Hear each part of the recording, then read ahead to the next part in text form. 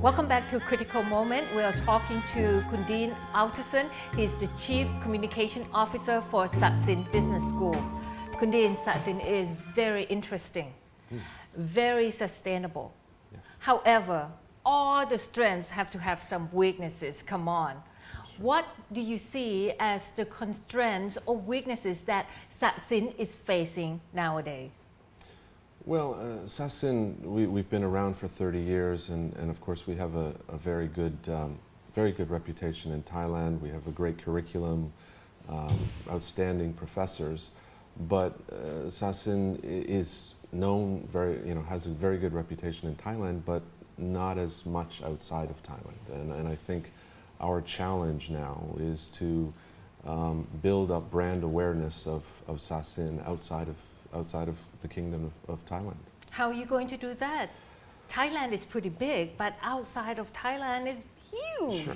And it's a good challenge that we have, really, because I was just reading a figure the other day that something like over 85,000 Asian citizens took the GMAT test last year, which is about a 47% increase from 5 years ago. Now, GMAT is the exam that one has to take in order to get into good B school. Yes. Or the B school around the world, the Yes. business school.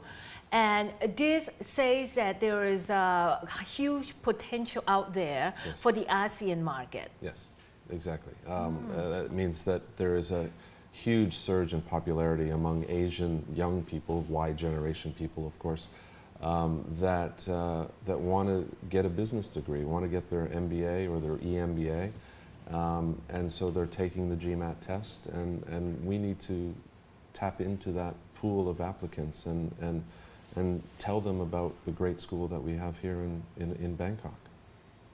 The great school in Bangkok. Yeah. You're saying something about the location. What's the big deal about the great school in Bangkok? Well, it's, Bangkok is a great city. I've lived here for almost 7 years now. And, we like to say that Bangkok is Asia's most livable city. And we say that because it's obviously it's a beautiful city with every modern convenience that you could want, but it's not as expensive as some other Asian cities. So I think that has quite a bit of appeal. And it's also, Travel and Leisure magazine just named it the world's best city for the third year in a row. So yes. So if I were here as a tourist, I would get a first-rate class services with the economy price. Yeah, at a reasonable price. Yeah, Right. and as well, you have the amazing Thai culture and not just Bangkok, but you have all kinds of beautiful places that you can go and visit on weekends if you're living here in Bangkok. So it's a absolutely great place to go to school, and if you want to do business in Asia, as one of our alumni said recently, if you want to do business in Asia, you better study business in Asia. And this is really a great place to do that. I see. And right, Bangkok is a great place to live, to stay, to tour around. But why Satsin as a great place for business school? Why not I choose other school around the world?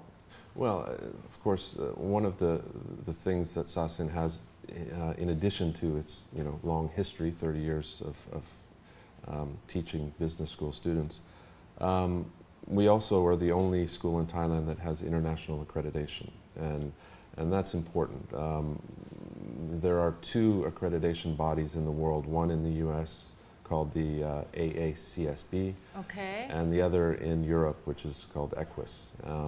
And they granted Satsin earned accreditation 2 years ago, and that basically guarantees that our program meets international standards, and I think that's very important to students who are looking to get a business school degree.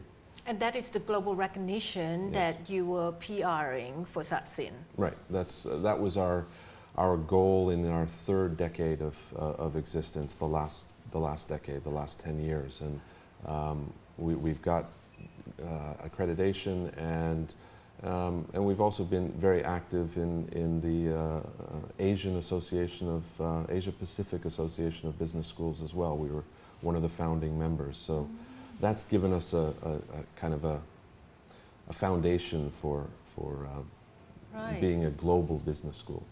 So we're talking about accreditation for America, accreditation from Europe, and accreditation from Asia Pacific. Well, recognition in Asia Pacific, yes. Oh, Yeah. I see. Yeah. And having to decide whether to live in Thailand or live in other places, we are talking about the living expenses. Now, Thailand, you say, obviously, is less expensive than many other parts of the world. Sure. How about the school? Attending MBAs at Satsin, is the tuition at par with other schools? Well, that's the other benefit, I think, of living in Thailand and coming to Sasin. Our tuition is approximately half of what you would pay if you went to a university in the United States or in Europe. Getting an MBA is a very expensive prospect right now, and I think the great thing is that many of the professors that teach at Sasin, visiting professors, also teach at the schools in the United States. They come from Kellogg, from Wharton, from some of the best business schools in the US and in Europe. And so you're getting a very good education for Over here. much less than what you would pay if you were going to school in the United States or in Europe. Yeah. So it is reasonable tuition with reasonable expenses for living standard. That makes it a reasonable, sound judgment, I think.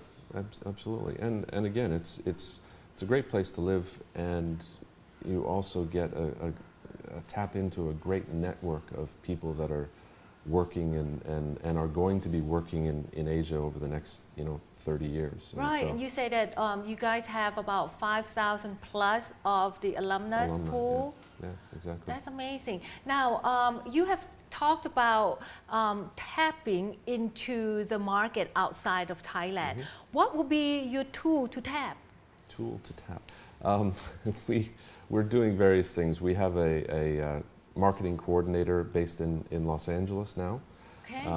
Los Angeles, of course, has the largest Thai association in North America.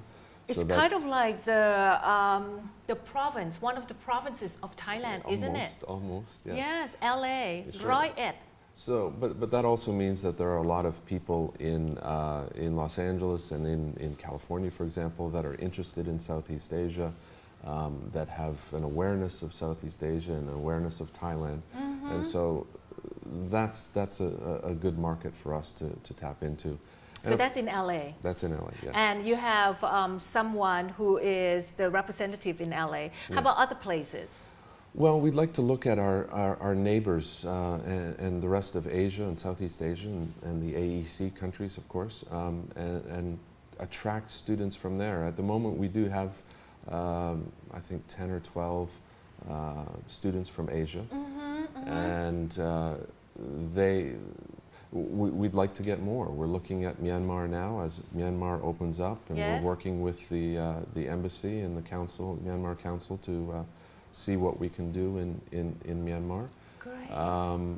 We travel around the region quite a bit as well, and we will be traveling more in the near future. And I think, again, the accreditation is an important draw, but also Bangkok itself. And I think we can get more regional students to come.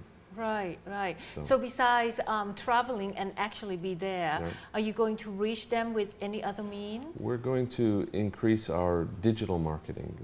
Digital marketing, that's yeah. in trend. Well, it's sure. I think everybody has a smartphone. Everybody's online.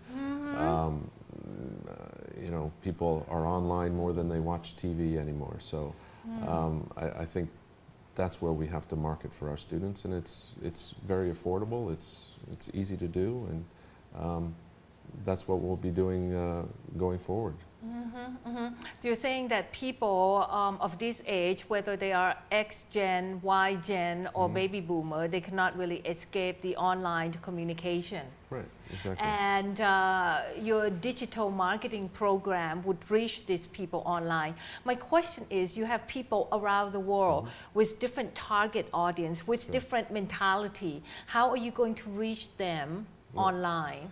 Well, that's the beauty of digital marketing, is that you can customize the marketing and what you do and who you reach.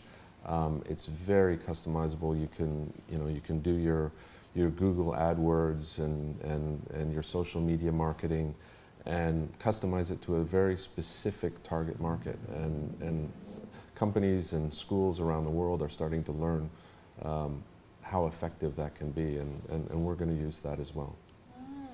Okay, and you use that now with your current students, and you use digital marketing as well for your alumni network. And as a matter of fact, the alumni network, they are using your communications devices to reach other friends outside of the Satsin alumni. This is kind of like viral. Sure. It can be, and it's convenient for everybody, of course. And we have social media pages, social media channels that we use, and it's very effective. We can get our message out, but the key, of course, is not to just send out a message. The key is to have a conversation and to communicate with not just prospective students, but current students and alumni, and get feedback from them and basically talk to them. So you see that digital marketing is a two-way thing. Do you also see that sooner or later teaching will be digitized?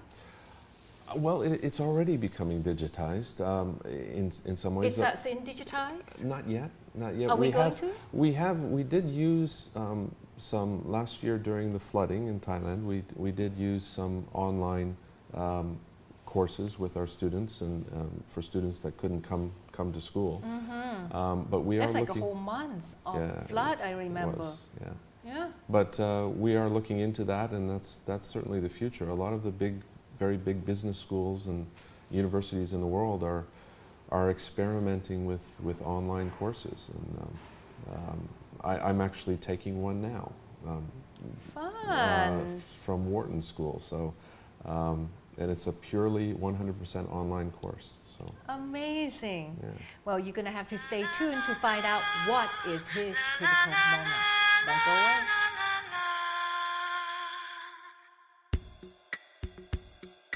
La la la la, la la